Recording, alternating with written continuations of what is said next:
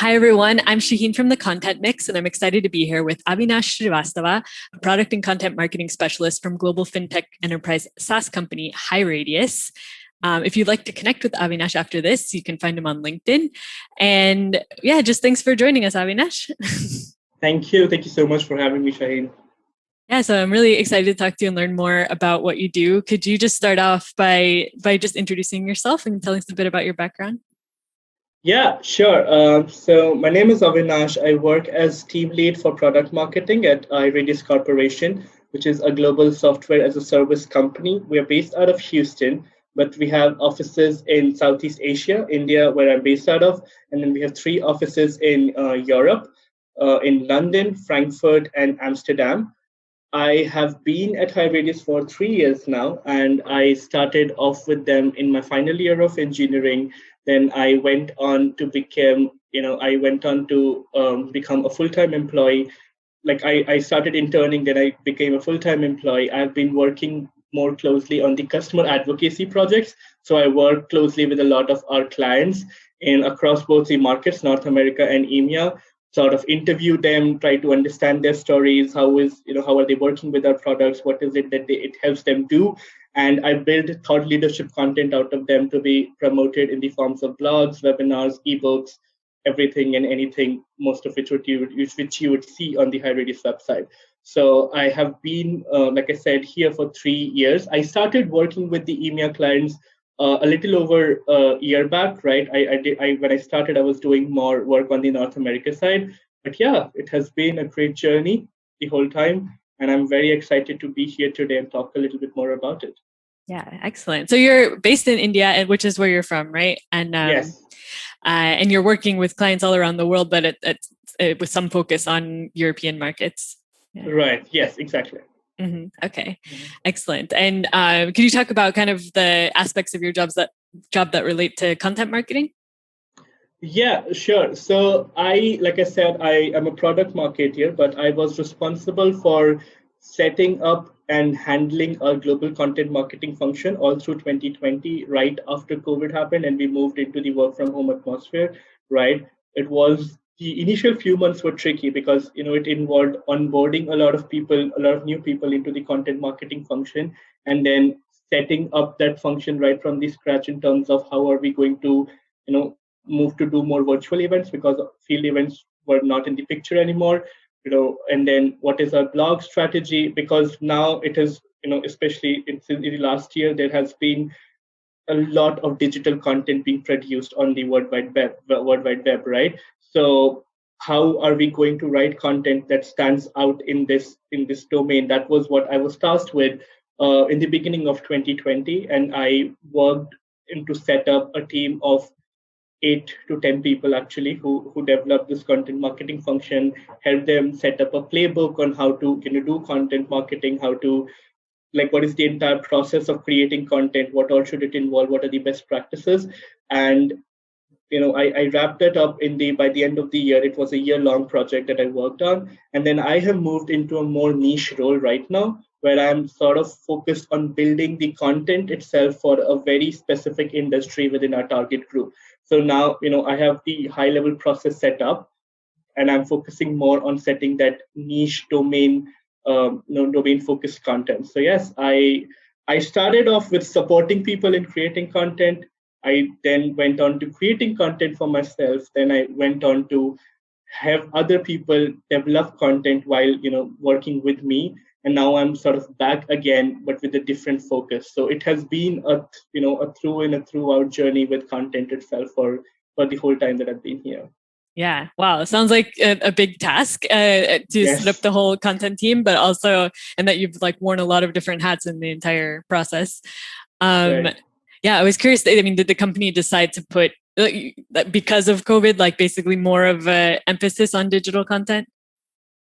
I mean, I think it had to, right? Because when field events are not happening, right, and COVID obviously disrupted the industries that we work with quite significantly. I work in the finance space, and the impact of COVID on the economy is not unknown, right? So by the very nature of the job, it became important to be a thought leader and help people that we work with to sort of sort of help them through the problems.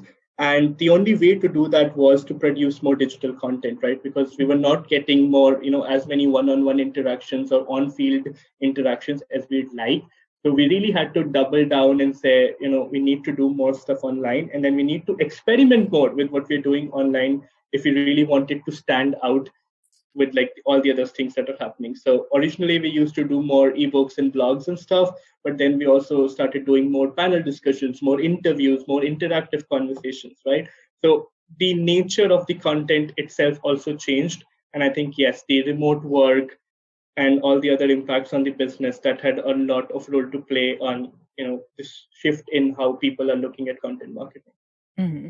And I mean, do you have any tips on, or how did you manage to make your content stand out? I think a lot of it is analysis for me, right? Personally, I feel, because I consume content a lot, right? I'm one of those people, and there's a reason why I'm actually a lot more active on LinkedIn since lockdown started, because originally I had this amazing team of other content and product marketers that I used to work with, and we used to brainstorm ideas off of each other all the time. But when this lockdown happened and I was not getting to meet them so much, I started going on LinkedIn and I consume content thoroughly myself. I read about marketing content, obviously, but then I try to take inference when I read an amazing blog on how to do better marketing. I sort of try to put myself in the shoe that if I write this for a finance professional or for a AR professional, which is the subdomain within finance that I work with, how do I translate this exact thing into their words and like sort of into a goal that's important to them.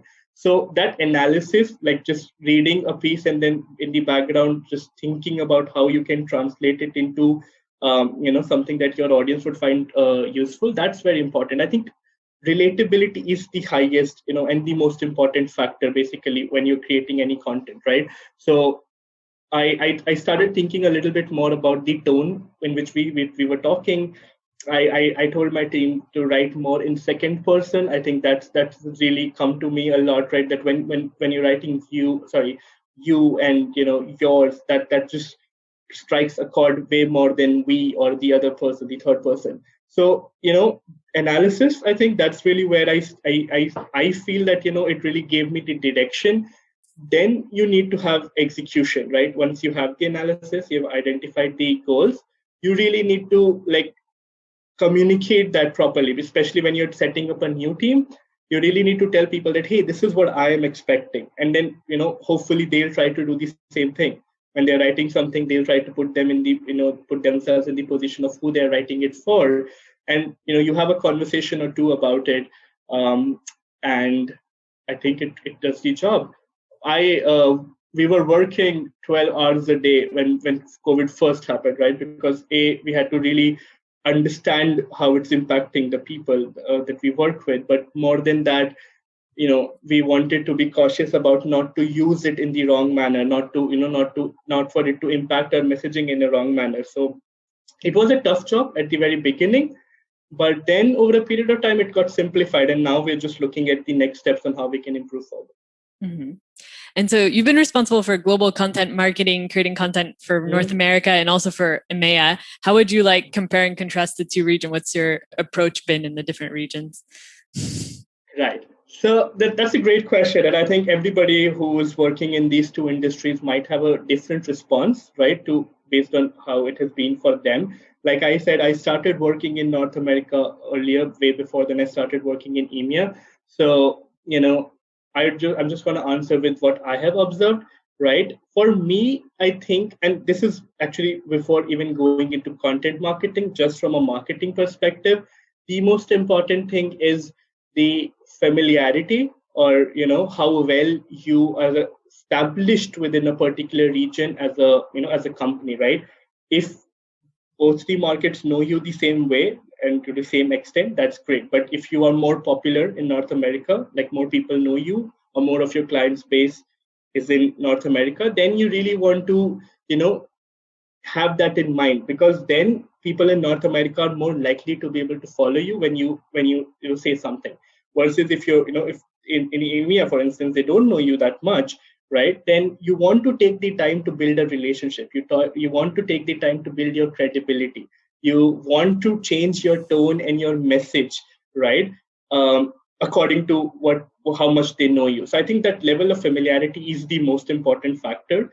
The other is definitely culture and the use of language, right? And I told you before, I follow that a lot. I'm following the Vera content to sort of take that insight a little bit. But uh, when I am interviewing my speakers or my partners in these two different geographies, I try to pick up idioms and phrases which they use in the way they talk. Because if my content is not reflecting that, then it sort of loses the credibility that it's coming from a native audience, right? And it is coming from a native audience. I'm just writing what they're saying in a more marketable manner. So using the words, the phrases, the way they say things, that's very, very important.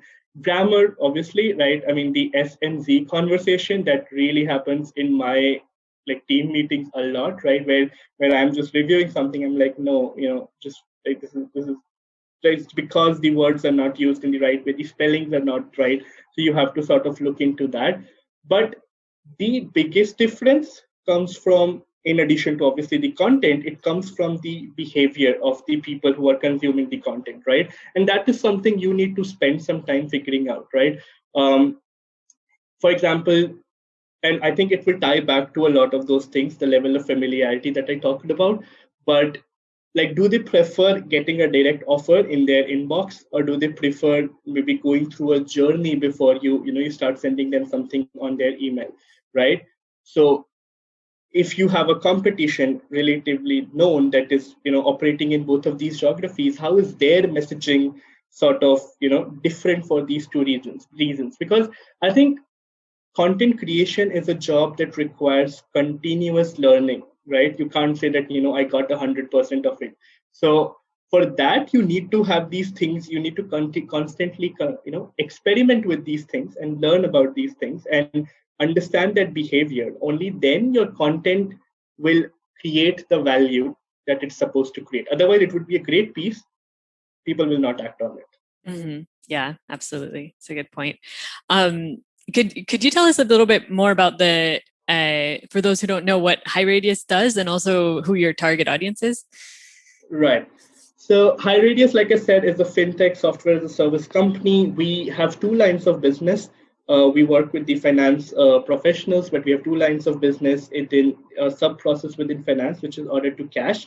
We work with, we have we have an integrated receivables platform, which helps companies automate their receivables processes. And we have a treasury platform that helps them improve their cash forecasting and just, their financial health, keep a close eye on it. The audience that I work with most are, the AR executives, which is like a director or a VP plus kind of an audience, most primarily, like I said, based out of North America, and then there are different regions within EMEA that we are targeting. So that's really where I work with. I don't work with clients in the APAC region within, which is India. That's not the region where we operate in. So yeah, that's just where our target audience is, and that's where we are currently working. Mm-hmm. I see. Do you find it like challenging, like not being in the markets that you're actually marketing to, and how do you like keep yourself informed of what's going on in those markets?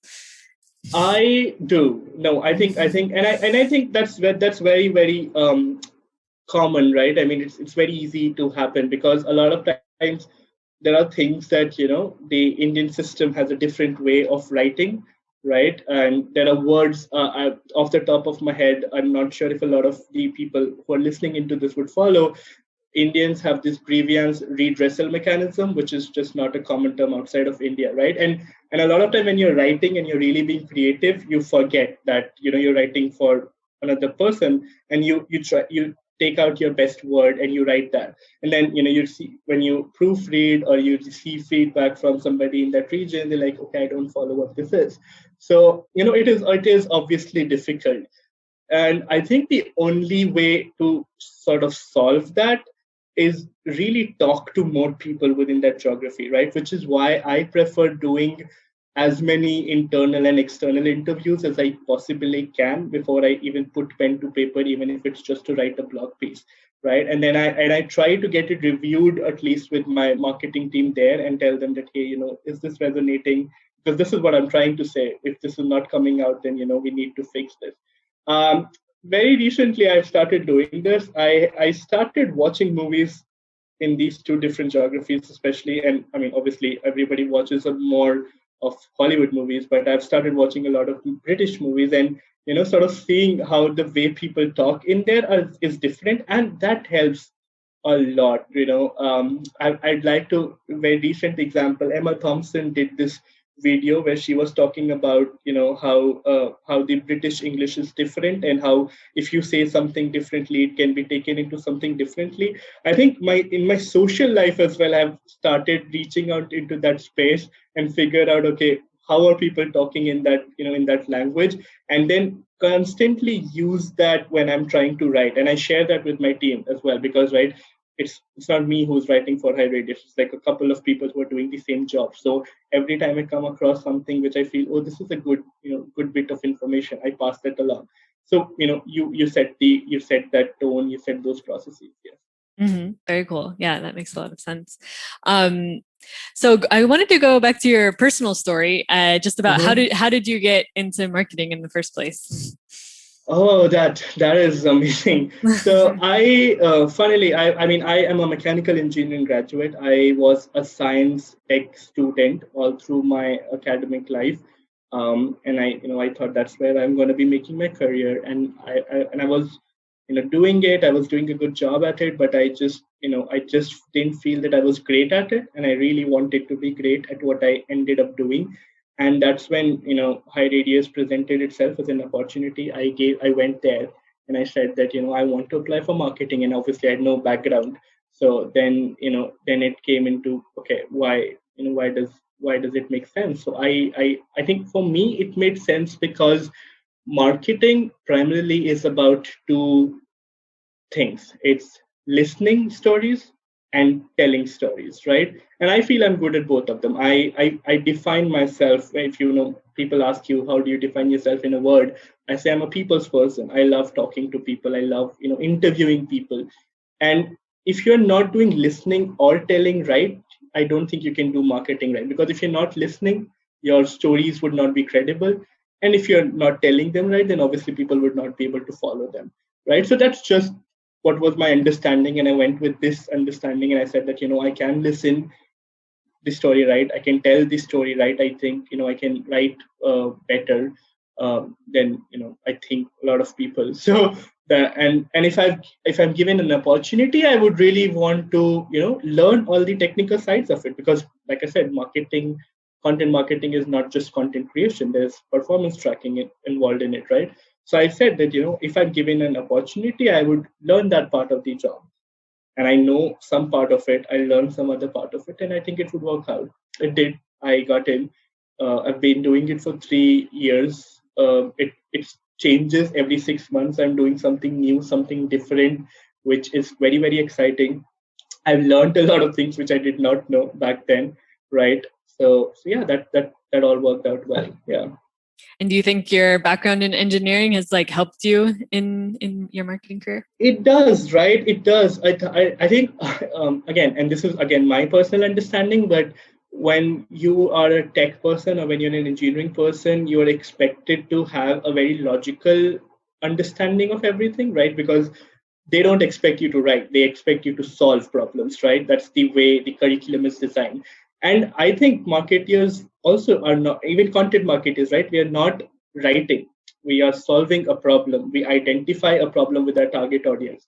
And we are saying X, Y, Z are the different ways in which you can go ahead and solve those problems, right? So that logical thinking really, really helps them. And then I am currently working on a more, niche campaign that I was telling you about, right? Where the people that I'm working with and their nature of business sort of ties back to what I did my engineering in. I was a mechanical engineering graduate. So those conversations are my favorite, right? Because I go in and I'm asking questions, and everybody's like, oh my God, am I getting too technical for you? And I can go, no, I know this stuff, I've studied this. So that's really cool. So yes, definitely the background does help, but then you really have to strive hard, because content marketing needs a lot more of the stuff that you might have taken for granted when you are doing your engineering, right? Especially maybe writing full sentences with proper grammar. I think that's very difficult to pick up if you have sort of lost control on it for some time. So yeah, it does help, and there's a lot more to explore. So you don't regret studying engineering, even though it didn't end up being your path. No. If I did not get into a career in content marketing, and if I was doing that job and I felt, like trapped, or I was not getting what I wanted, then I might have. But now, right, even this opportunity presented itself while I was pursuing my engineering. So that way I don't. And then, like I said, it does help me with sort of, a lot of things. And the best part is that my boss, the VP who I report into, comes from a very similar background. So I can always, see him and I can go, this makes sense. I'm on the right track. Awesome. So could you tell us, like, what's a typical day at work for you like now? Yeah, sure. And I think all product/content marketers do the same four things that I will talk the most about, right? The proportions might vary. The one thing that I do the most is having customer conversations. I set up a lot of interviews and I'm talking to partners and customers and everybody, just like getting stuff right. So that is one. I write a lot, right? I'm writing blogs, ebooks. I'm reviewing blogs and ebooks written by the people on my team who are reporting into me. I spend a lot of my time doing research. So because especially when you are in a if you're in a technical finance domain, you really need to get your concepts right all the time, right? So I spend a lot of time doing my domain research, and then I dedicate time to program management, making sure that the deliverables are on point, that with my team, right, everything is on track. They are not falling behind. They know what the goals are. So right now, I think I'm dedicating at the current day and time, I'm dedicating the most amount of time to, doing, writing stuff as well as researching stuff, right? In the past, I would say especially during COVID, I was spending the most time interviewing people because I was trying to figure out how the situation has changed for everybody. So it varies between these four things, but research is, I think, always number one, right? If you're not reading enough, you're not writing well.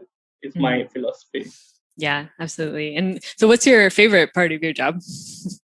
My favorite part of my job definitely has to. It's a tie. I don't think I can say one of the two. It's interacting with new clients.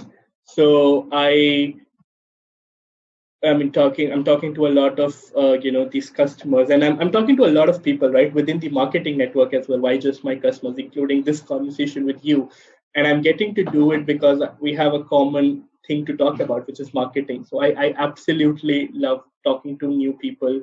I'm a conversationalist, and then the time that I spend with my team, that's like really the second closest thing. And I mean, it's actually a tie, like I said.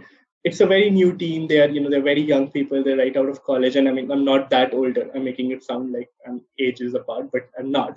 But I can see myself in that position because I was there not a very long time ago. So working with them, sort of helping them understand that one blog is not one blog.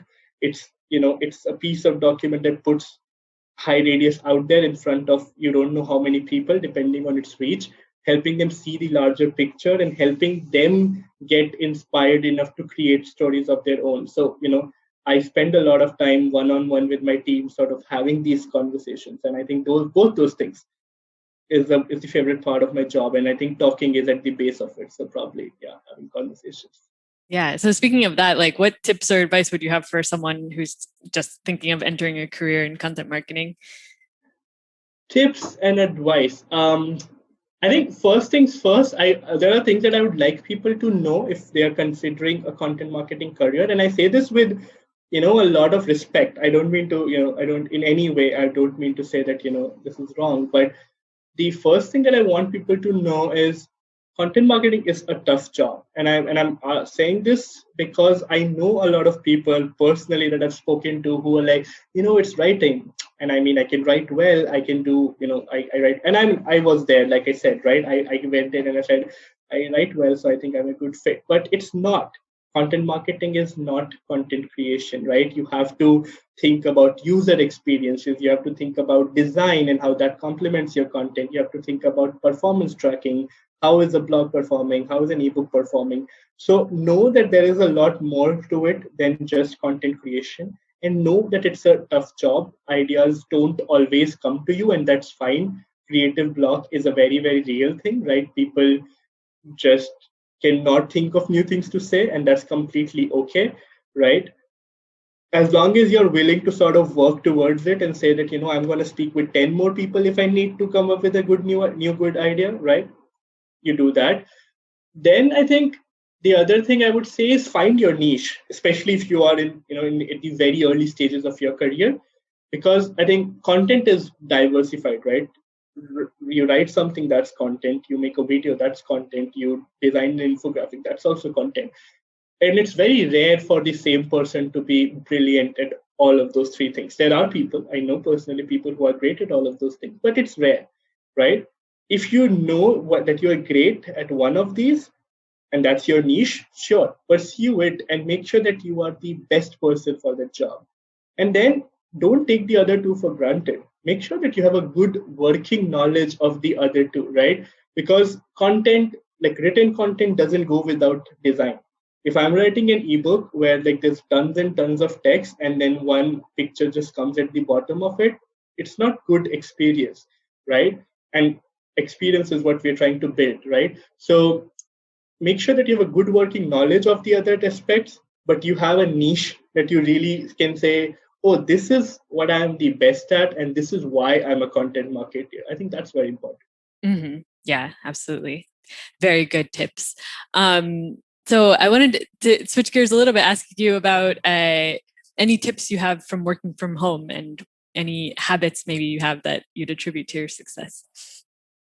Right. I want to say calendar management. I think, especially a lot of people in the younger generation, my generation, I feel we are not great at it. At least I feel so. Right. I am always a person. I have my to-do list. Even when I was working in office, I was like a stick-it notes person. I had, X work, X time I'm going to do this, Y time I'm going to do this. But with working from home, calendar management is super, super critical, right? Um, have time blocks for everything, your morning coffee, your evening coffee, your lunch, your dinner, right? And make sure that you stick to those time blocks. Especially why I'm saying this for my generation, and I include myself in this. I work for 10 to 12 hours a day on my laptop. Then I'm using social media on my phone, and I'm watching something. I'm watching Netflix on my phone. A pop-up appears, somebody texted on my work chat system. I have an application on my phone, obviously, that pops up, and I'm suddenly like, oh, I think I should just reply to it, because I mean, if I don't, then I reply next morning my time, which is then night their time, and we obviously delayed for 24 hours. And you might just want to do that, but you want to always say, okay, is this as critical to sort of for me to take like the time out that I've assigned to myself and answer this? Because if it's not, then don't do it, because it's not. I mean, I don't know how long we will be working from home. We have been working from home for 12 months now, right? A year. So you need to give yourself that time. The other thing is, if you have given time to something, then don't procrastinate, right? I mean, I do calendar management, so I have something set up for a week in advance. I say next week I'm gonna read this, and I'm gonna write a sketch or an outline for this piece. And and you come today, suddenly it became a very hectic day, right? That might happen. Then don't go, okay, now since it's a very hectic day, I'm not gonna do this, I'm gonna push this, because then you would never stick to your time blocks. So make sure, even if it's a hectic day, if you can get it done, get it done, right? So I think that is very, very important. The second is network with people. If you're a content marketing person, if you're a marketing person in general, like I already said, you have to tell stories, and the best stories come from other people, right? So make sure that you network right, use LinkedIn or use any other tools, join content marketing groups, speak with people in the same domain as you, but network to get new stories, new ideas, network with your target audience, your customers to get ideas about the content. And the last is speak more with your team. And I mean, I'm sure everybody is probably doing a daily catch up or a weekly catch up or some form of a catch up at some frequency. But what we need to understand from a work perspective is that our colleagues, and especially ones in our team, are the only ones who understand the boat that we are in. You have your parent, you have other people in your family who absolutely love you. They don't know what you're doing when you're working. Your colleague knows, right? So there's always that sense of relatability, and it's very easy to do that in office, right? You can just walk up to them and say, hey, can we go out for a cup of coffee? And then you can go and vent about something. Make sure that you're opening, like you're letting that happen during work from home as well. Now it might not happen on a daily basis or at as a frequency as you would like, but make sure that you're not doing it for like months, right? Because then you're just like blocking ideas from being passed between the two of you, which I don't think is great. So network, make sure that you are speaking with your team, and yeah, that's, I think those are the things that I would really, and calendar management. Yes, those are the things that I think are the most important. Yeah, definitely. And when it comes to networking though, like how do you, any tips for like how you manage to keep your network thriving while you're at Right. home? How do you Yeah. network Yeah. with people when you're Right. not So seeing them in person, right? so I mean, I am I'm a very bad person for playing virtual games, right? When I first started doing networking exercises with my teams, there were these tons of ideas about games that you can play on Zoom, and I was like, I don't think I can do that. I mean, because my laptop just hangs or some internet connectivity problem happens, and I'm like, I'm gonna lose, and I don't like that. But I do make sure to make it a point, especially with people I know, that I'm catching up with them on almost on a weekly basis, if not more, right? The more closer friends, I'm giving them calls from time to time. With my team, I have a daily, at least a morning catch up and an evening catch up, and I try to make sure that we at least do one if we're not able to do both, right? I have a certain frequency of communication with my, with my leadership, which is very important. I think communicating up is as important as communicating with the people at your level and below, right? But the best form of networking, I think, is outside, and that's where LinkedIn comes in for me, and I've become really really active on the platform, right? And we connected there. That's a great example, right? Because they are talking about the same problem as you won't believe, just yesterday I read somebody in my network posted an article about how you are better than a lot of content marketers if you are a great copywriter. Okay, and this was the summary of what they said. I had the same conversation with my manager like a few hours back for a work related thing, right? And we were talking about something. So you would see that as a marketer, all of these things are connected around you. And when you're networking, you're getting it right. So make as many LinkedIn connections, follow up with people, send personalized notes, comment when you like something, comment when you feel that something resonates with you. I think LinkedIn as a platform that way is very open, right? You can comment and you can network more openly than other social media platforms. So make sure that you make the right use of it. And I think again, follow as many people as you can, right? I mean, sure, you want to put content on LinkedIn and build your personal brand. I know a lot of people want to do that, but as long as if you don't feel ready enough for it, at least read what others have to offer and see where you can utilize that. So I think that's really where it all comes together for me. Definitely. And I'll make a shameless plug. At the Content Mix, we do a bi-monthly virtual speed networking online event. So, and Right. it's a chance to like randomly meet other people. People get matched together in breakout rooms. So it's pretty fun way to meet That's new very people nice. in content marketing. So anyways, I just wanted to ask if you have any source of inspiration or a role model that you could share. Um, Not one person. I don't have like this one person that I say, okay, this person is my role model. And a lot of it stems from the fact that I was not following a lot of marketing people when I was actually studying. And then when I became a marketeer, I had a lot of real, people to take inspiration from. So my VP, who I work very closely with now, my former manager, she has been the best friend and manager. And I had a buddy mentor when I started interning at HighRadius. I think everybody gives you the best advice that they can, right? If somebody comes to me for an advice, I'd give them the best advice, right? And then I try to take the best advice from all of them and sort of make decisions, and like then so that I can go back to them and say that, hey, you told me this like a couple of months back. I did this today, right? As long as you're happy and you're sort of taking inspiration from everyone, then that is great, and that's what I recommend. I have people on my LinkedIn who I really follow, right? Very recently, I followed a few people. They come from a journalism background, and they are into content marketing. So yes, I pick inspirations like in bits and pieces from a lot of people, but I don't have, like one person who I'm going to say, oh, this is the person I want to be like.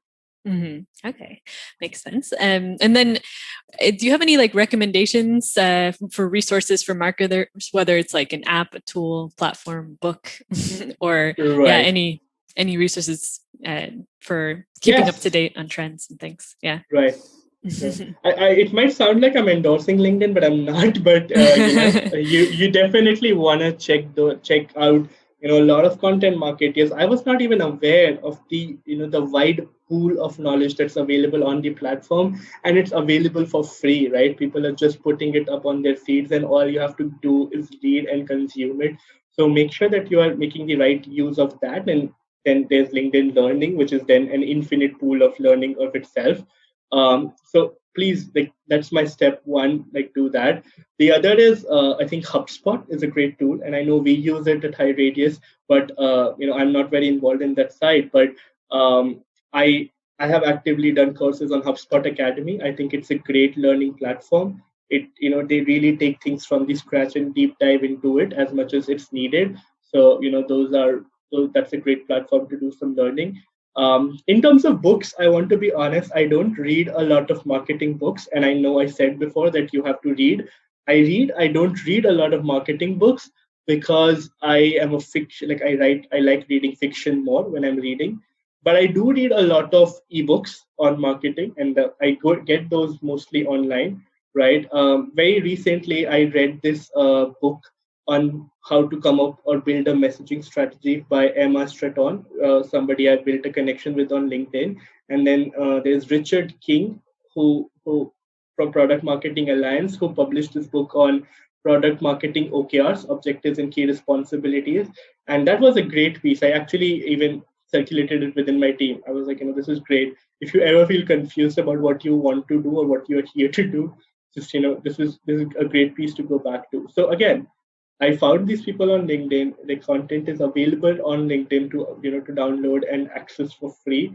So yeah, this is those are some of the people and some of the places where I read. And I have to again call out the Vera content platform, because like I said, only last week I was having a conversation with my team, which was around how to build content for a market in like a North American market, and then a market which is substantially different, which is the German market. And I read a piece, it came onto my feed, I was searching on Google, and I was absolutely impressed by it. And I passed it along to my team. So yeah, if people are listening into this, I think they have a great tool at their hand where they want to go in and learn more about content marketing. Yeah, awesome. I really appreciate that endorsement. Very glowing, and glad that we had some relevant content that was useful to you. Yes, no, definitely. Well, we're reaching the end of the interviews. I just wanted to ask if you have any final takeaways or parting advice for our audience of content marketers. Right. I think, yes, the biggest one is obviously understand that content marketing is a fun job, right? It is fun. You get to do a lot of creative work, right? And that's exciting, right? Every day you're doing something new.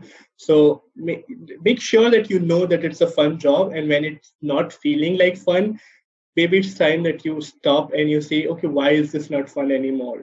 Am I doing something wrong, which is not really, just taking the fun out of it. at the same time, experiment, yes, definitely, but don't think that experiment is just what content marketing is about, right? So uh, set up playbooks, set up processes, establish a content marketing function, especially if you are a business who is in a scale of growth, right? Make sure that you're setting up a content marketing process where you can go off the track a couple of times and experiment with a new headline or with a new idea, but you shouldn't experiment with the base of how you are creating content. I don't think that's right. And the last one is network, and find as many stories as you can so that you can tell as many stories as you can. Excellent. Well, that's a great note to end on. Thank you so much, Avinash, for sharing your insights with us. For people who like to get in touch, what's the best way to reach you? I like I said, I'm actually active everywhere. I mean, I have to be because I'm a very socially active person, so I'm available everywhere on Facebook, Instagram, Twitter as well. But I think LinkedIn would be the best place to reach me, especially if it's in terms of something more professional. I'm very diligent with responding to my LinkedIn text, right? I'm very active, connection request, text, everything. And I am very open to sort of learn, at least, right, with a community. So if you want to talk about a community, a place where I can learn about content marketing, public relations, that's like just a new area within marketing that I've suddenly gotten excited about. So LinkedIn is the best place to reach out to me for, and then I can maybe join a community where I get to interact with all of these people who are reaching out to me. Excellent. Well, thank you so much again, Avinash, for being on the podcast. No, thank you. Thank you so much for having me, Shaheen. This was a really, really great conversation. Thanks a lot. Yeah, I really enjoyed it as well. It's been a pleasure.